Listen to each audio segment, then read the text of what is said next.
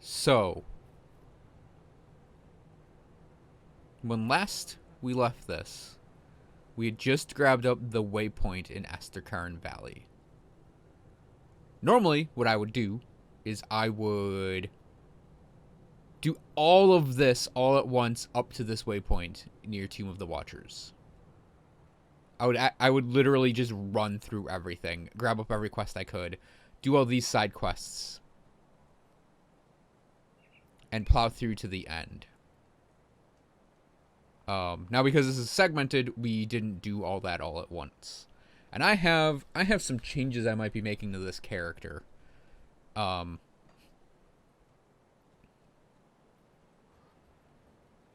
Because as of recording this session,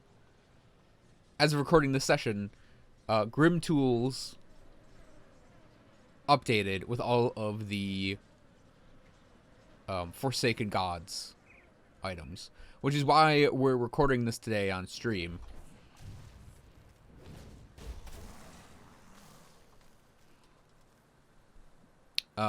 So yeah, I do have it on stream. Instead of just letting it, instead of just like recording it off stream, like I've been doing. So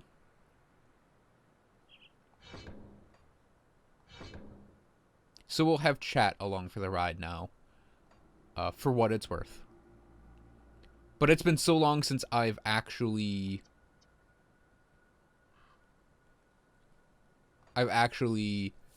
played this character. I don't remember what I was doing when I was leveling up next, etc., etc. And because of that gear being released, we may be changing the character's build-up. Well, when in doubt, we'll go for inner focus and start to build up that damage. We have 30, that should be 15. 15 spirit. I think 20 spirit will be enough. I want to pop that. I said pop. Pop it! Okay.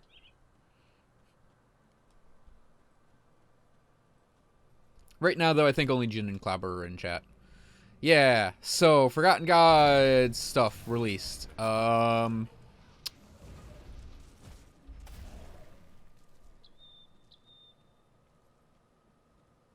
and lots of items. We went over them on stream last night. And maybe I'm gonna have a video describing them, sharing the stream essentially.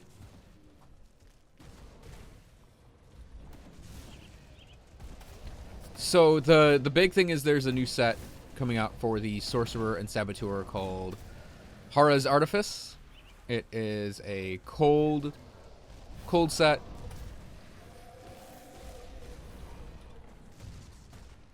That turns your Kalidor's Tempest cold. And presumably it actually turns it blue. Game audio is still a bit too low. Okay, dokie. Jump it up another 6.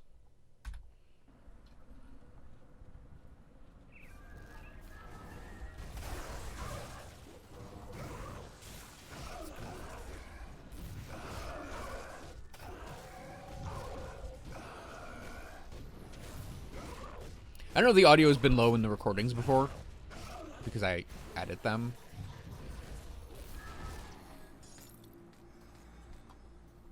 And I have to jack the volume way up.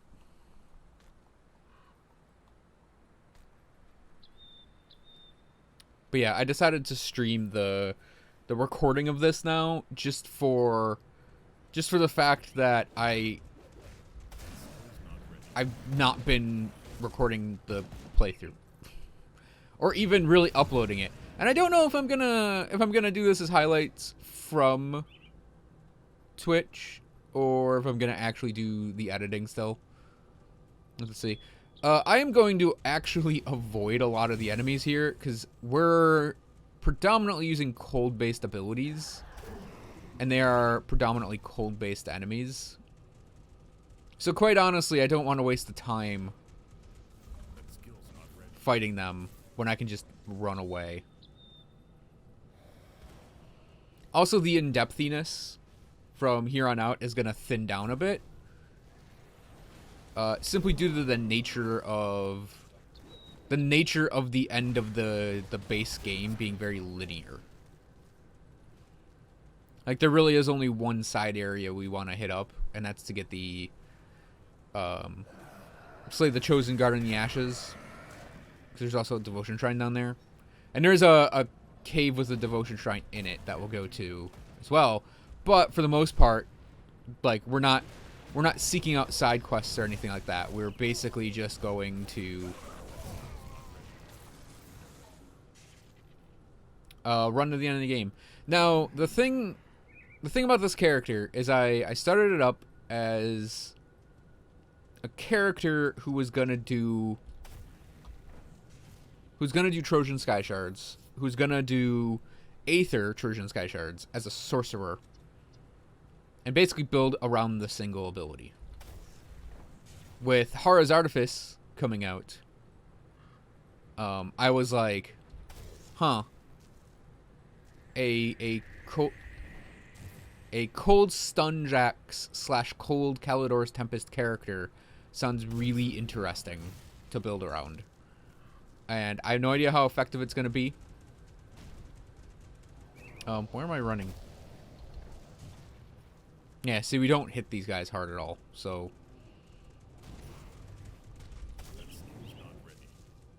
pretty much going to sneak around them as much as possible. I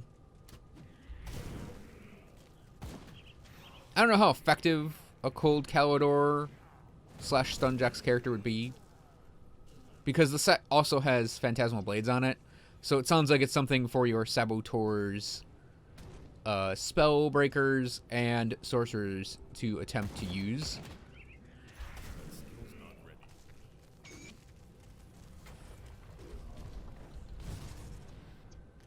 Attack the thing! So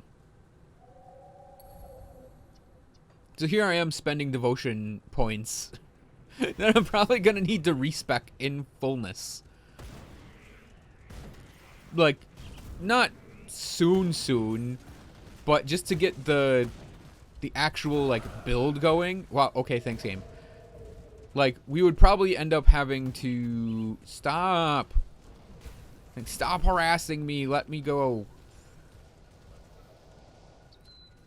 Like, I may have to change the character to Kalidor's Tempest. One, to get used to it, and two, just to have the character going down the right path for that build. Yeah, so the place we have to go to kill the Chosen Guard in the Ashes is to our left.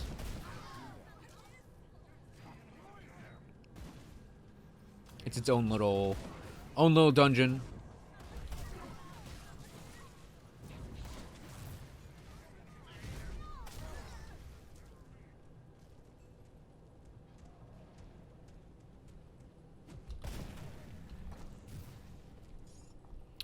And I'm just looking to plow through this as quickly as I can.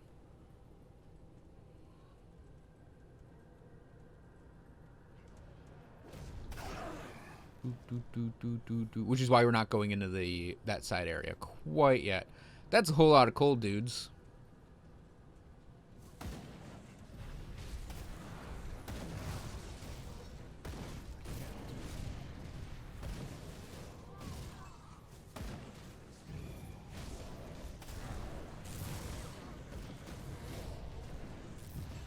Now, the real debate is how to approach the Hara's Artifice set with the Sorcerer. Okay, that's our waypoint. Because it's... Good. You've arrived. Precisely.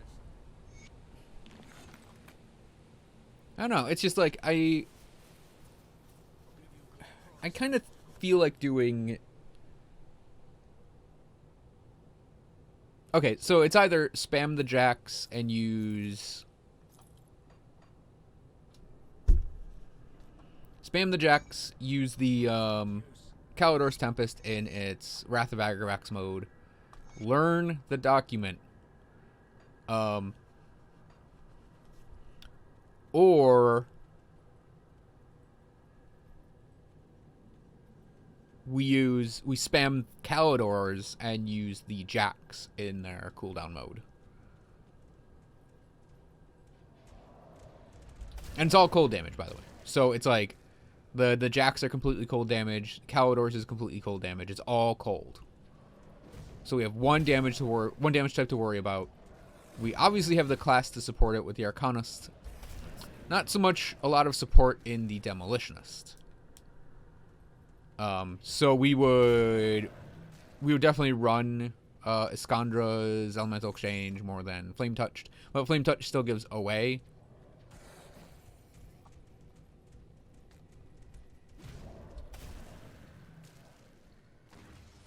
And Calidors is spam. Or on cooldown. Like, I could also see, like, in all honesty, like, running a weird Shard of Baronath setup with a bunch of cooldown abilities. There's, like, a lot of like, little things in this setup I could see doing. Not just, not just one and the other being on cooldown. By on cooldown, I mean, for stun jacks, you have the option of using quick jacks, which turns it into a spammable ability. Basically, it's a giant fan of electrical damage. And likewise, Calidor's Tempest is spammable by default, and you can get the Wrath of Agravax, which turns it into a pretty substantially powerful bomb. So yeah, the debate is, do you go with the bomb and grab up something that is spammable, or do you just use everything on cooldown? I need to point something out real quick because I just walked by it. This treasure chest is always going to drop the Legion supplies, which is why we run for it first. It's a fairly straight beeline right to it if you stay to the right on your map.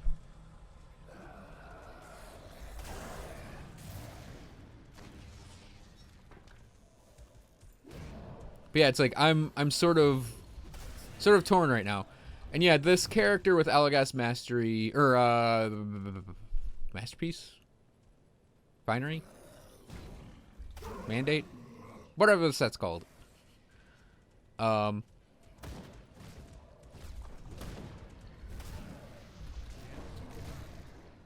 think we're pretty much done pining for a Trojan's build with a Sorcerer. We're just going to jump right over to Hara's Artifice. Probably start building that. It's just, right now, the build's working, so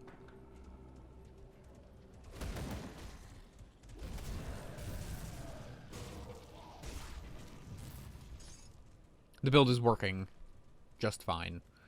Again, it's normal, so, I mean, grain of salt on it, working later. Yep. And then it pretty much is just a straight loop around to get to here. So this boss has that attack, which is the notable attack I was going to mention. So what you want to do is you want to pay attention for his devastation, and you want to pay attention for when he starts spamming his projectile. Now, if you're a melee character, you probably won't care, in all honesty. Yeah, his flamethrower can actually hurt a little bit, but if you're a ranged character and you're playing some keep away, the devastation and the... Like, I reflexively just potioned there, just to be sure. The devastation and the projectile spam he does are the two things to really watch out for.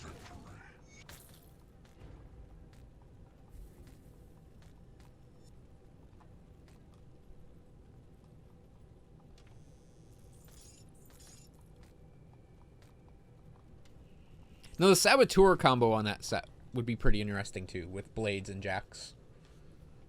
Just a bunch of forward-facing damage.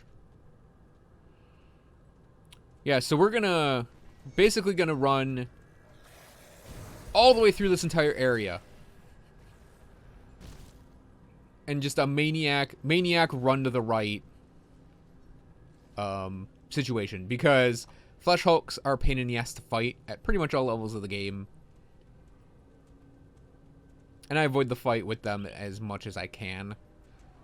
So we're pretty much just running through, dropping some cooldowns when we need to, turning around, dropping some flashbangs when we need to. We are looking for a thing out here, though. There's a hero, I'll stop for the hero, definitely. This isn't like the Yetis where I'm running through and just not caring about anything. We'll grab this up. So, grab this hero up.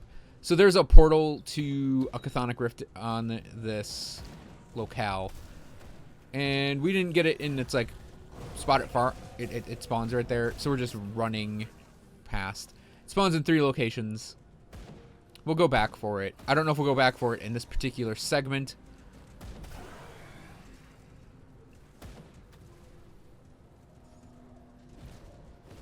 But yeah, this is just like a big battlefield filled with mines and junk, and I just generally don't want to deal with it. So I just run all the way through it. It's pretty much a single area except for the aforementioned portal. And we get to the waypoint. So what I want to do is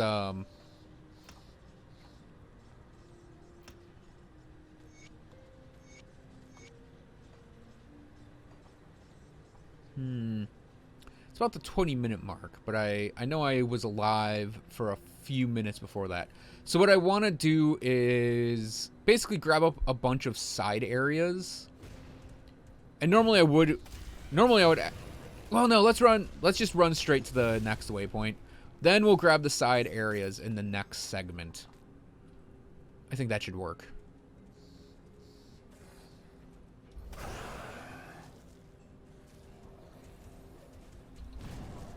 Yep, just freeze the enemies and kill them and then run along. I did get a question on YouTube about a Soldier Arcanist build to start with. And that's pretty much, you're able to get one out of the box, more or less. That is based around the Krieg set. Which is the only, well, okay, not the only, but I mean, really is the only farmable legendary set. If we're really talking about farmable legendaries. Yeah, so this area is pretty much you're looking to run mostly up, actually. I kind of went a weird way, and is that Devotion Shrine hat? I kind of went a weird way that's not my normal way because of a blockage, but yeah, you're pretty much wanting to run mostly up. Oh wait, here we go. Mostly up and then a little bit to the right, and you'll sort of come upon a Devotion Shrine right here. This Devotion Shrine is pretty much in normal only. It's a fighting shrine, so you just gotta fight your way through the enemies here. Done.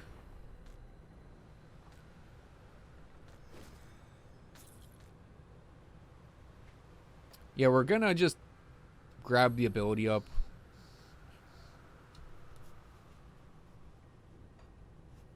Yeah, and likewise, since we'd be switching this character to cold, like, that ability isn't going to be part of his kit anymore. By the way, the Tempest, what'll happen is you get free lightning out of it. And it actually deals quite a bit of damage, fully maxed out. And its proc rate is really, really high. So that free lightning is actually very strong.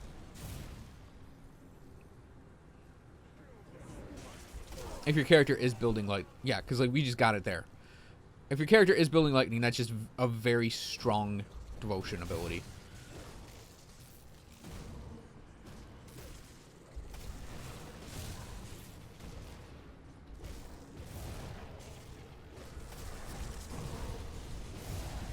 Froze them a little too early there. So yeah, you can see we got it again against those guys. So there we go. Hey, die. Alright, so what we're going to do is we're going to hop back to Fort Icon. Cathedral of RNGesus. No, that's in Dark Souls 3. Good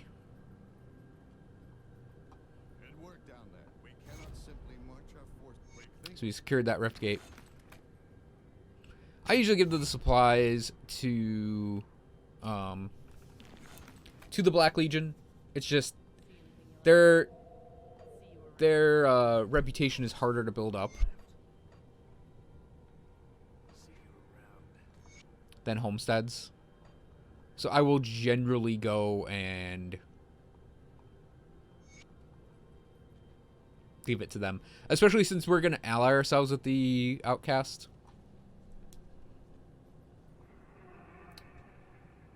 Right. I may have to go run and grab stuff out of my inventory to turn in quests for her. My, what a curiosity you are.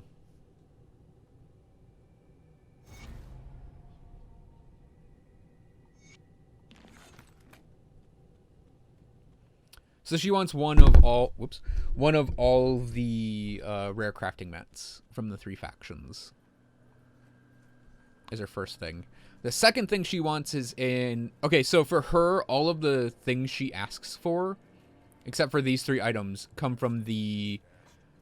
what do you call it?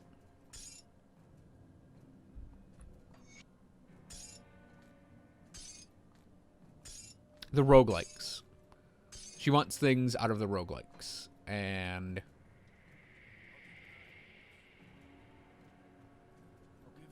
they're mostly easy to get. We'll probably be able to pick up 2 of them.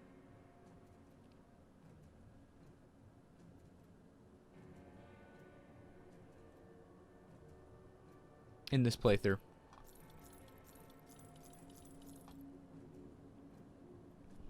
Yeah, so a cold chest piece would actually be okay for me to start with here. We're not level 50 yet, though. Getting there. So